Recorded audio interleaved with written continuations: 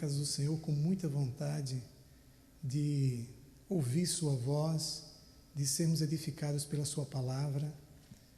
Os nossos irmãos estão ainda alguns a caminho e vocês já estão aqui, e Deus seja louvado porque vocês mantêm a chama da fé acesa no coração desta linda igreja.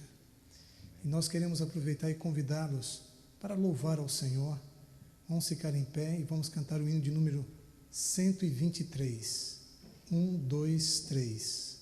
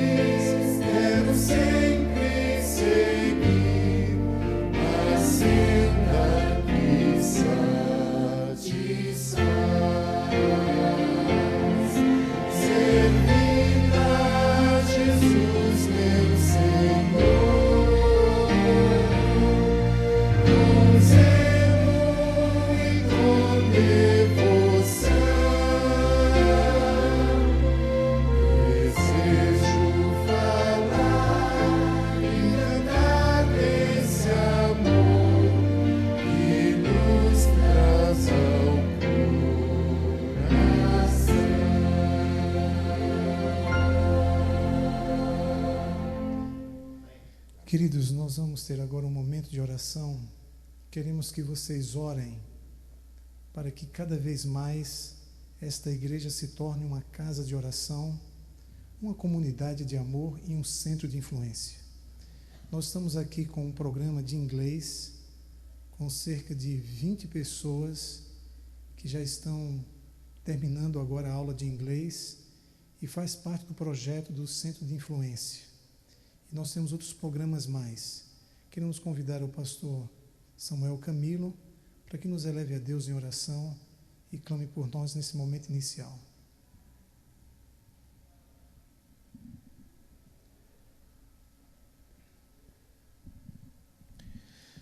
De maneira reverente, vamos nos colocar de maneira grandiosa diante de Deus. Vamos ajoelhar?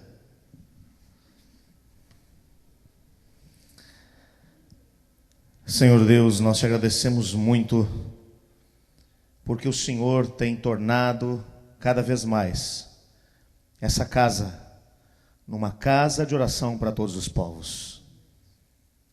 Nessa noite, Senhor, viemos até esse lugar, porque queremos entrar na presença da querida pessoa de Jesus. Mas o Senhor sabe que o nosso coração é falho, é pecador, é mau. Às vezes, mesmo sem querer, nós nos afastamos de Ti e precisamos da Tua graça. Por isso, antes, ó Pai, de fazer qualquer pedido nessa noite, nós apenas queremos suplicar que a Tua graça possa superabundar no nosso coração e na nossa vida. Abraça-nos agora, Jesus, com o Teu Santo Espírito. Te pedimos, ó Pai, que o Senhor possa, nessa noite, através da Tua palavra, fazer aquilo que o Senhor prometeu que ela faria por nós. Que ela possa ser uma espada de dois gumes, uma luz a iluminar o nosso caminho. E ao mesmo tempo, Senhor, pedimos pelos projetos dessa igreja. Transforme, ó Pai, cada vez mais essa casa numa casa de oração, num centro de influência, numa comunidade de amor, para que unidos uns aos outros, nós possamos apressar a vinda gloriosa do nosso Senhor Jesus Cristo a essa terra ainda na nossa geração. Nós nos entregamos em Tuas mãos e Te pedimos que o Senhor fale agora ao nosso coração. É em nome de Jesus que oramos. Amém, Senhor. Amém.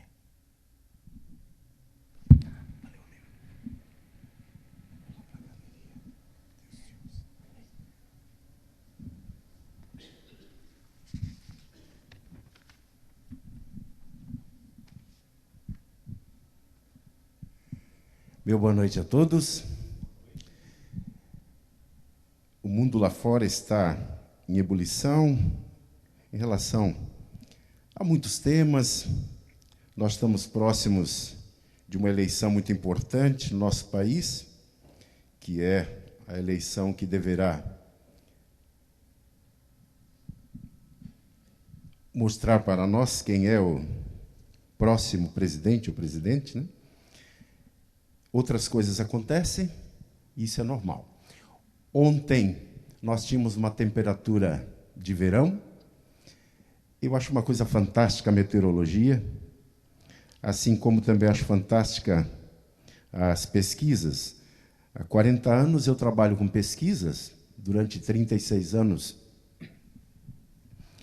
eu atuei no IBOP, no Rio Grande do Sul e Santa Catarina, e felizmente me aposentei no ano passado, mas continuo ainda envolvido com pesquisa, porque é uma coisa apaixonante, realmente uma coisa maravilhosa.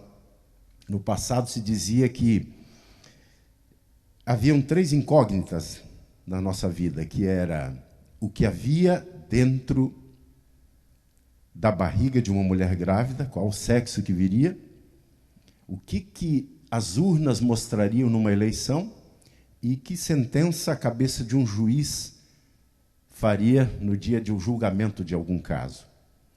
Nós já temos ecografia, que com bastante antecedência mostra qual o sexo do bebê que está vindo.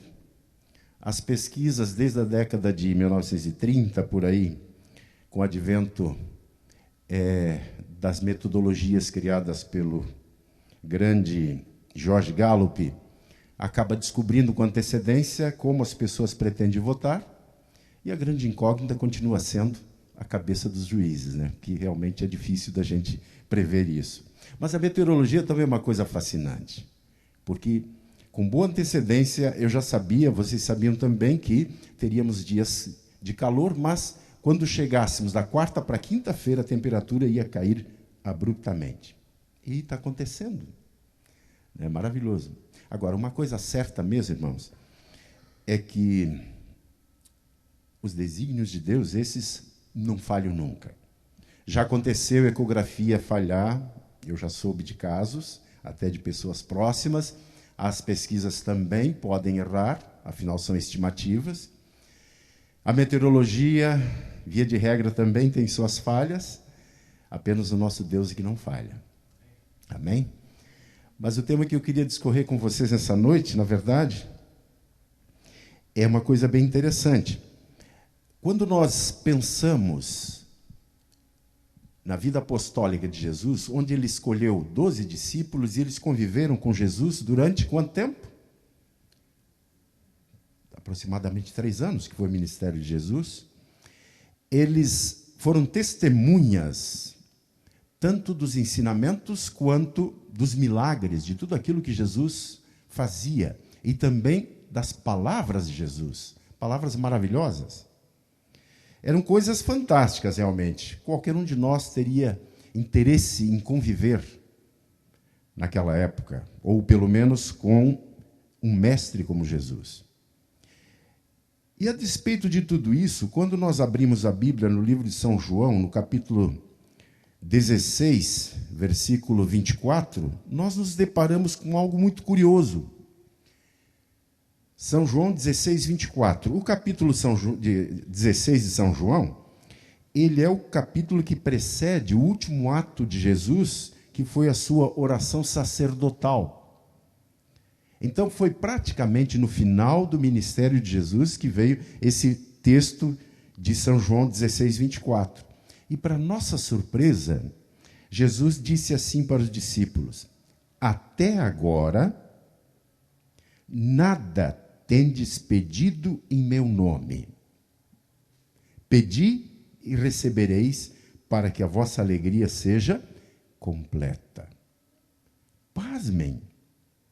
No final do ministério de Jesus, com seus discípulos, Jesus revela-nos que, até aquele momento, eles não tinham pedido nada em nome dele. Um maravilhoso, inesgotável manancial de bênçãos estava ao dispor dos discípulos, mas eles fizeram o quê? Nunca pediram nada. Eu fico, às vezes, imaginando o porquê disso, e uma coisa que me vem à mente seria, quem sabe eles tinham tudo e, na verdade, nem precisavam pedir mais nada. Mas quando nós lembramos de qual foi a reação dos discípulos, quando Jesus estava diante da sua prova crucial, eles falharam, e, quando Jesus foi levado, preso, todos o abandonaram, diz a Bíblia. Ou seja, eles não tinham recebido nada, assimilado nada dos ensinamentos que Jesus havia passado para eles. E um dos motivos está aqui. Eles nunca pediram nada em nome de Jesus. Nunca fizeram uma oração. É uma coisa impressionante. Eu gostaria, nessa noite, de comentar com vocês alguma coisa sobre a oração. Nós já sabemos muitas frases antológicas falando sobre oração. Ellen White, ela tem preciosidades quando fala de oração. Deus, na verdade, está ansioso para derramar sobre nós as suas bênçãos. Ele aguarda apenas que nós peçamos a Ele. E o interessante é que a própria Bíblia diz que Deus sabe tudo. Antes que você peça, Ele já sabe que você vai pedir. Antes que você peça, Ele já sabe o que você necessita. Mas a Bíblia diz que nós temos que pedir. O pedir é fundamental. E às vezes tem pessoas que pedem e não recebem. Quando nós lemos Tiago, capítulo 4, versículo 3, nos deparamos com uma circunstância bem interessante. Livro de Tiago, capítulo 4, versículo 3, diz assim: pedis e não recebeis, porque pedis mal, para esbanjardes em vossos prazeres. Tem uma frase, eu gosto muito de frases, tem uma frase muito, ela até leva um pouco para o lado do riso. uma pessoa disse assim: olha, Deus atende às nossas orações. Para alguns pedidos ele diz sim, para outros ele diz não, e para alguns ele diz: você deve estar brincando. Porque, de fato, muitas vezes nós pedimos coisas que nem imaginamos que aquilo ali vai reverter não para o nosso bem, mas para a nossa perdição. E a Bíblia tem alguns exemplos onde pessoas que oraram, insistiram com Deus, foram veementes com Deus, e Deus atendeu e foi para a perdição deles, né? Toda oração sincera é ouvida no céu. Talvez não seja uma oração com palavras bonitas, palavras fluentes, mas a verdade é que se nela está o coração, ela vai direta para Jesus e ele vai apresentá-la ao Pai, não mais como uma palavra desalinhada, mas ela vai chegar a Deus de uma maneira bela, fragrante, como um odorífico incenso levado diante de Deus. Por isso que Jesus pede que nós oremos a Deus, mas em seu nome. Ele é o nosso intercessor, na verdade. A revista Seleções, em certa oportunidade, trouxe algumas ilustrações de orações de crianças. Orações sinceras, mas dentro do seu estilo infantil de pedir. Eu até selecionei algumas aqui só para ver como as coisas, quando nós ensinamos as crianças e quando nós damos às crianças a certeza de que Deus nos ouve, como as crianças reagem. Numa delas disse assim, porque a revista Seleções pediu que elas escrevessem orações. E eu tenho até na caligrafia delas, a caligrafia infantil, o que elas escreveram. Uma, por exemplo, diz: querido Deus, conte comigo. Sua amiga Ana Luísa. Isso é uma coisa tranquila. Mas tem algumas coisas realmente que eu até diria assim, eu acho que essa aqui talvez tenha sido uma criança gaúcha que escreveu. Porque ela dizia assim, é um menino. Querido Deus, o seu livro é legal às pampas. Para falar às pampas deve ser, né, algum gaúcho. Eu gosto de livros de ficção científica. Você tinha ótimas ideias e eu queria saber onde você arranjou elas. Seu leitor, Ronaldo. Né? Dentro do espírito infantil.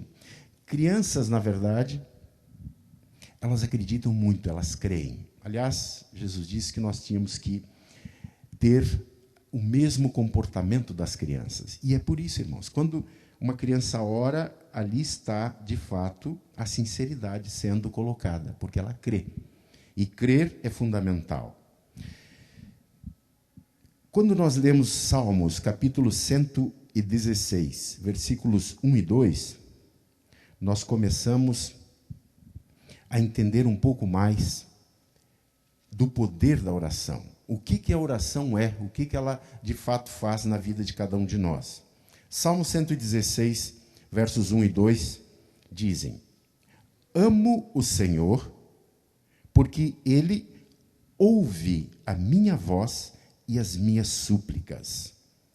Porque inclinou para mim os seus ouvidos, invocá-lo-ei enquanto eu viver.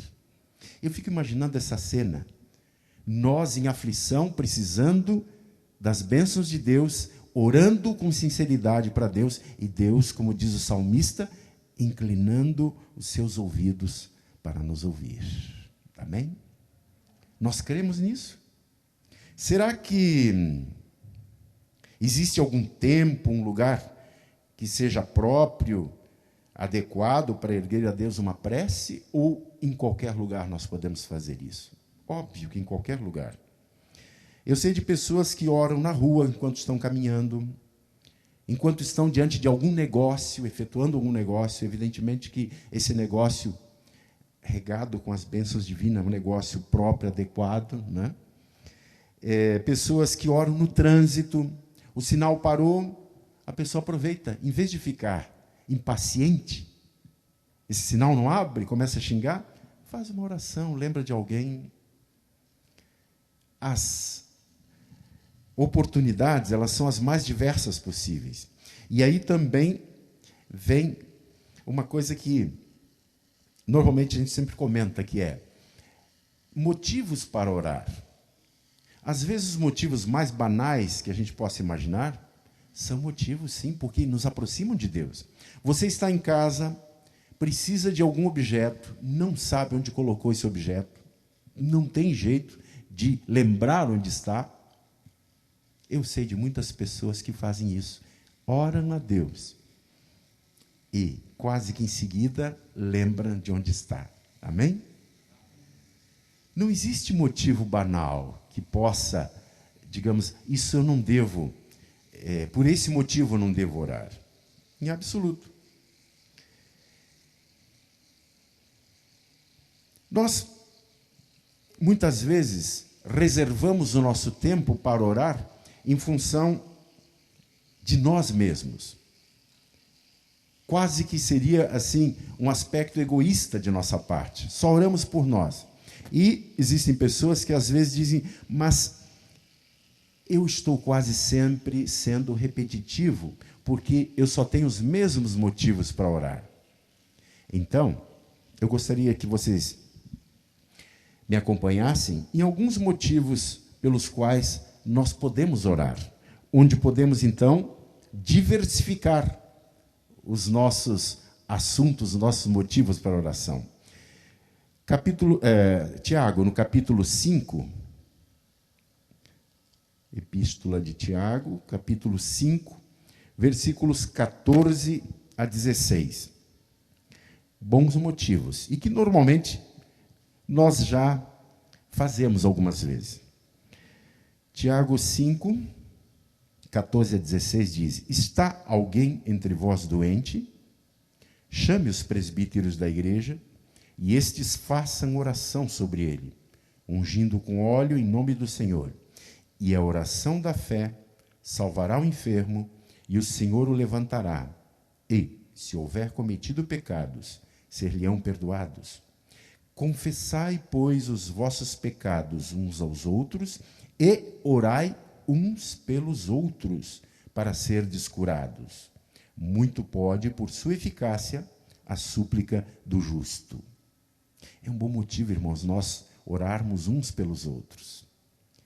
Eu sei que orar em função de doença é uma coisa automática. Nós já fazemos. E muitos de nós pedem, inclusive. Usamos hoje redes sociais, inclusive para dizer, estou com problema, um amigo meu está com problema, um parente está com problema, orem por isso, ok. Mas o apóstolo nos aconselha, recomenda que nós oremos uns pelos outros. Outro motivo, Jeremias, capítulo 29,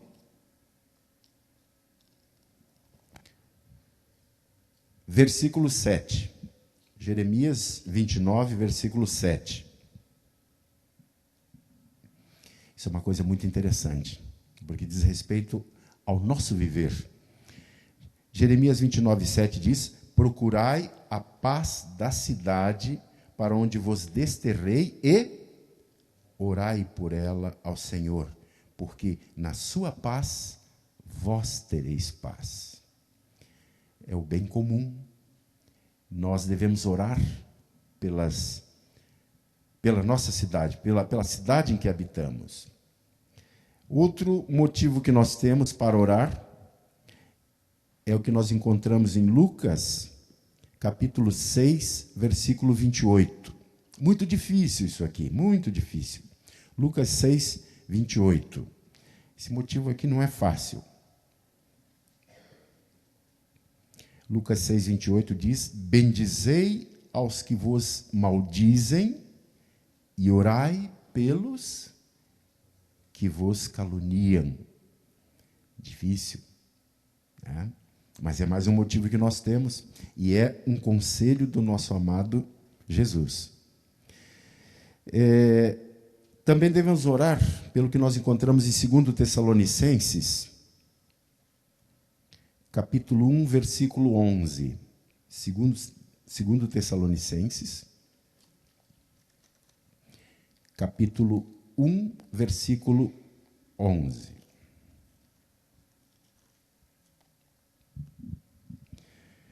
Motivo muito importante, irmãos.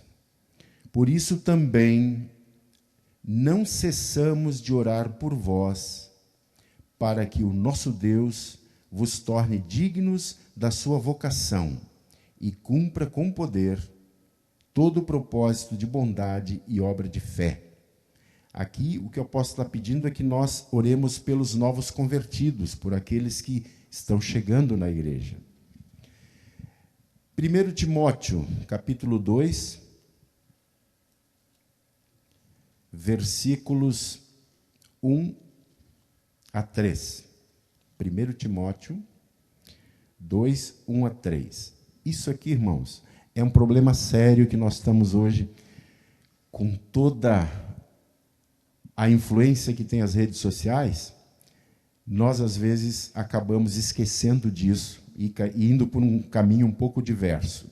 Mas aqui o apóstolo está dizendo, 1 Timóteo 2, versos 1 até 3, antes de tudo, pois, exorto que se use a prática de súplicas, orações, intercessões, ações de graças, em favor de todos os homens, em favor dos reis e de todos os que se acham investidos de autoridade, para que vivamos vida tranquila e mansa, com toda piedade e respeito.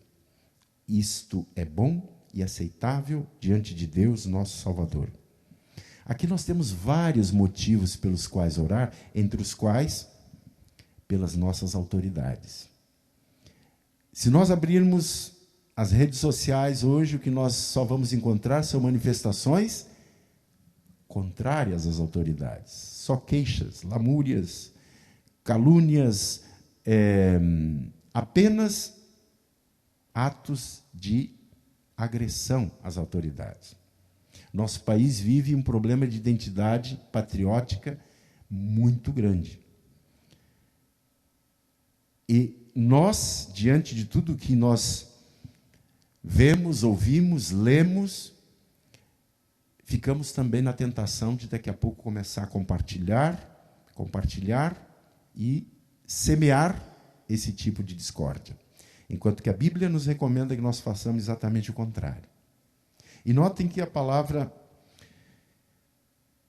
coloca para nós aqui que nós devemos orar em favor dos reis e de todos os que se acham o quê? Investidos de autoridade.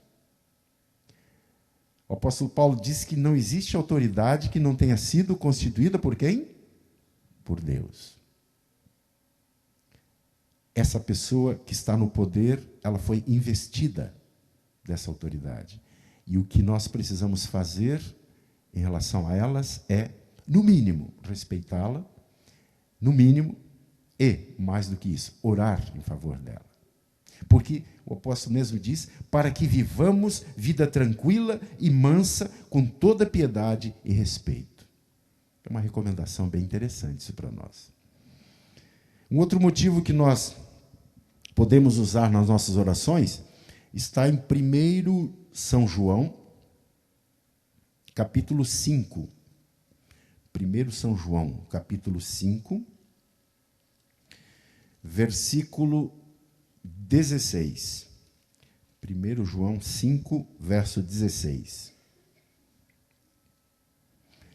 Isso aqui também não é muito fácil. Se alguém vir a seu irmão cometer pecado não para a morte, pedirá, e Deus lhe dará vida aos que não pecam para a morte. O que nós devemos fazer então?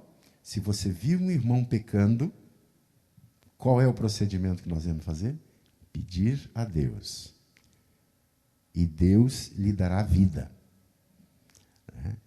Imagine que coisa maravilhosa, irmãos, se nós tivéssemos a consciência de que quando erramos, quando pecamos, nós temos certeza de que a igreja está orando em nosso favor.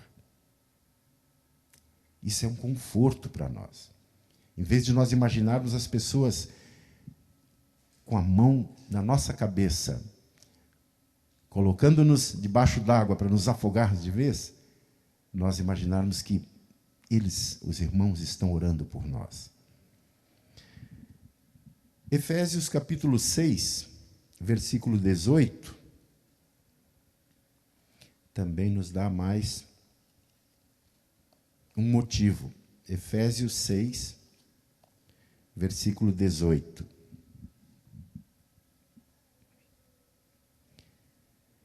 Aqui fala sobre a armadura de Deus, né? Se a gente pegar o verso 17, fala sobre o capacete da salvação, a espada do Espírito, que é a palavra de Deus, e dizendo, com toda oração e súplica, orando em todo tempo no Espírito, e para isto, vigiando com toda perseverança e súplica por quem? Por todos os santos. Será que eu me incluo nisso? Eu me considero santo? Isso é um problema sério, né, irmãos, que nós temos. Infelizmente, muitas vezes, quando eu falo sobre a justificação pela fé e toco na questão quantos se consideram justos, santos, são poucas pessoas que se consideram santas. Porque a gente fica imaginando que santo é alguém que tem uma auréola na cabeça, que não peca, que não erra, quando que, na verdade, o santo se refere apenas ao quê? Separado. Eu agora fui separado do mundo, eu estou ligado a Cristo. Então, todos nós que aceitamos Jesus somos santos, enquanto estivermos ligados, unidos a Cristo. O apóstolo disse que nós temos que orar e vigiar com toda perseverança e súplica por todos os santos. Que, na verdade, a gente se inclui também nisso. Amém? E no livro de Apocalipse, o último livro da Bíblia, exatamente no último capítulo, que é o capítulo 22, nós encontramos mais um motivo para orarmos. Capítulo 22 de Apocalipse, versículo 20.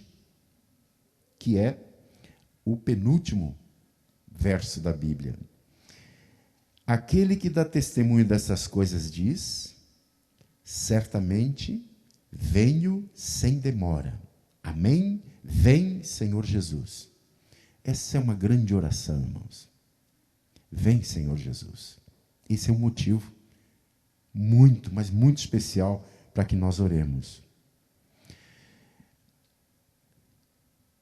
E tem um motivo, deixei por último aqui, que é um motivo, digamos assim, que faz parte da missão da igreja, que está no DNA de cada um de nós. Nós nascemos na igreja como o quê? Missionários. Então, eu separei aqui uma experiência muito importante que mostra bem a importância da oração na obra missionária de cada um de nós. E o, digamos assim, inspirador dessa mensagem é George Miller. Eu tenho muito pouco ouvido sobre George Miller ultimamente, mas George Miller tem experiências fantásticas em relação à oração. E a oração, tenho certeza disso, é a arma mais poderosa que nós temos nas mãos para trabalhar em favor da conversão do mundo. Vou compartilhar com vocês a experiência de George Miller. Ele escreveu, em novembro de 1844, comecei a orar pela conversão de 5 pessoas. Orei todos os dias, sem uma só interrupção, estivesse eu doente ou não, em terra ou no mar, fosse qual fosse a urgência dos meus compromissos. E ele continua relatando, passaram-se 18 meses antes que o primeiro deles se convertesse. 18 meses. Agradeci a Deus e continuei orando pelos outros 4. Passaram-se 5 anos e então se converteu o segundo. 5 anos, irmãos. Agradeci a Deus pelo segundo e continuei orando pelos outros 3. Dia após dia, continuei orando por eles e se passaram 6 anos antes que o terceiro se convertesse. Agradeci a Deus pelos 3 e continuei orando pelos outros 2.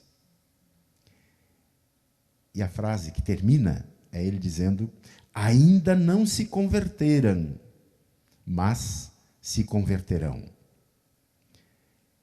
Irmãos, Miller continuou orando por aqueles 2 homens, que eram filhos de um amigo dele, durante 54 anos, até que ele morreu.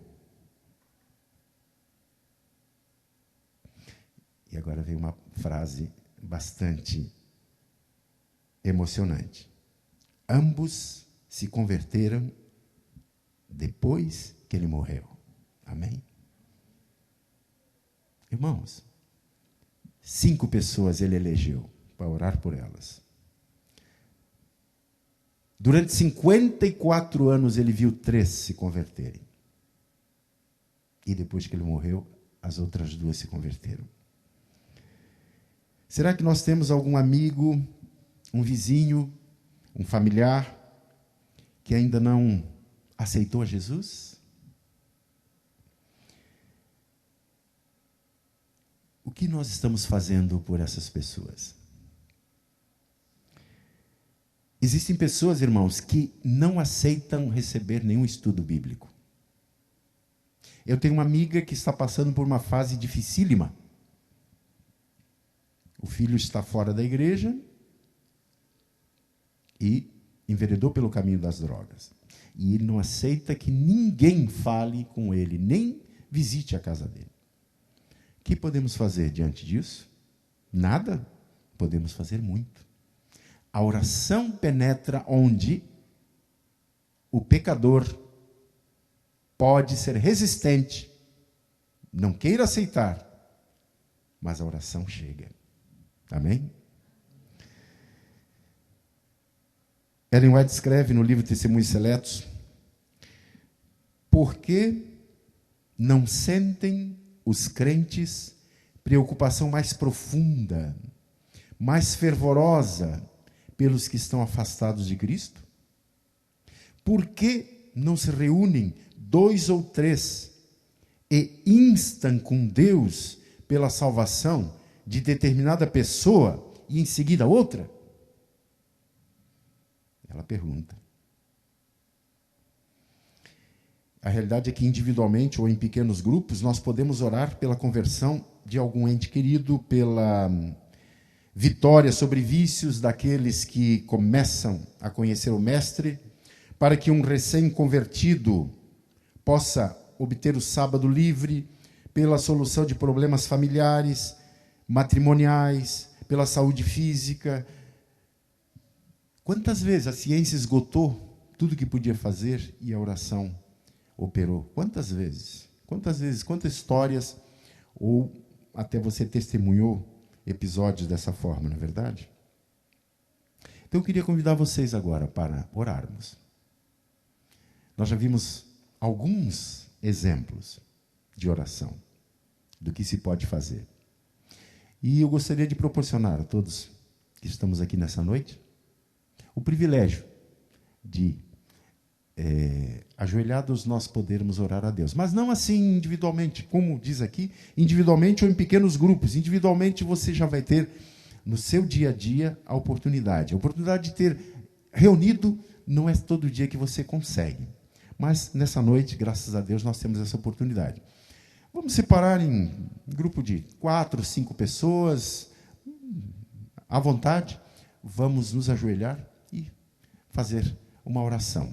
Podem orar 2, 3 pessoas, 4, quantas quiserem, quantas sentirem no seu coração o desejo de assim o fazer. Como também se tiver alguém que não tem coragem ou não se sente bem, orando em público, em voz alta, fique à vontade também, sem problema, ok?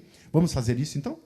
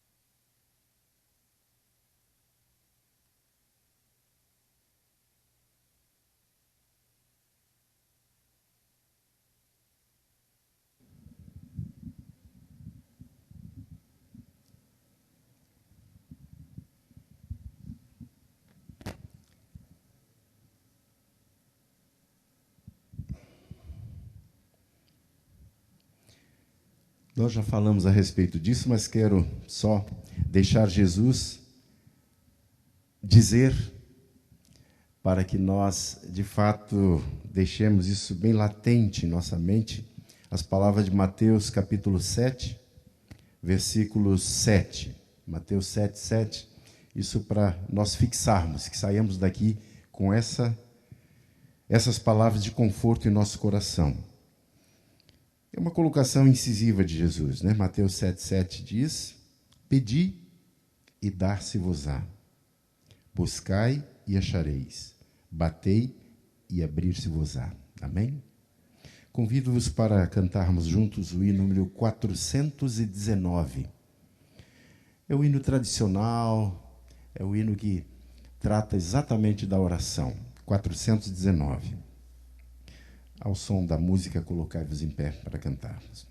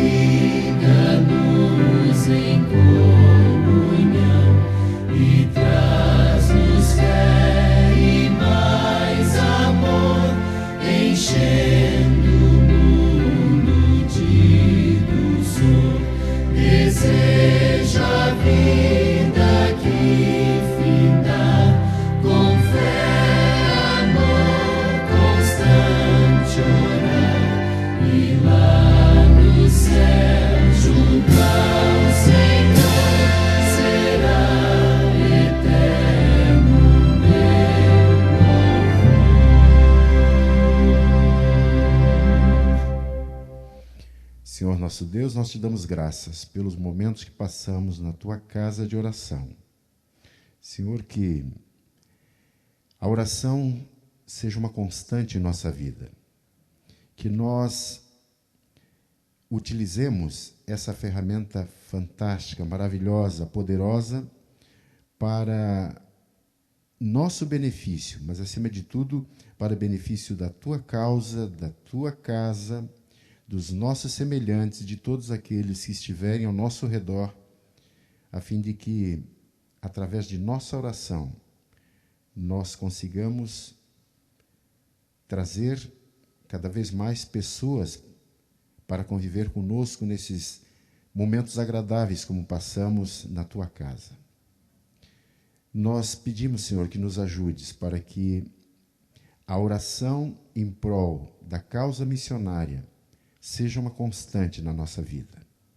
Que diariamente, Senhor, nós possamos orar por aquelas pessoas que ainda não aceitaram Jesus, aquelas pessoas que estão resistentes, ou quem sabe, estiveram conosco, mas se afastaram, que através da nossa oração, Senhor, elas não tenham paz, mas que recebam Jesus e que assim, através da convivência conosco, possamos nos encontrar no lar eterno, através dos méritos da graça de Jesus.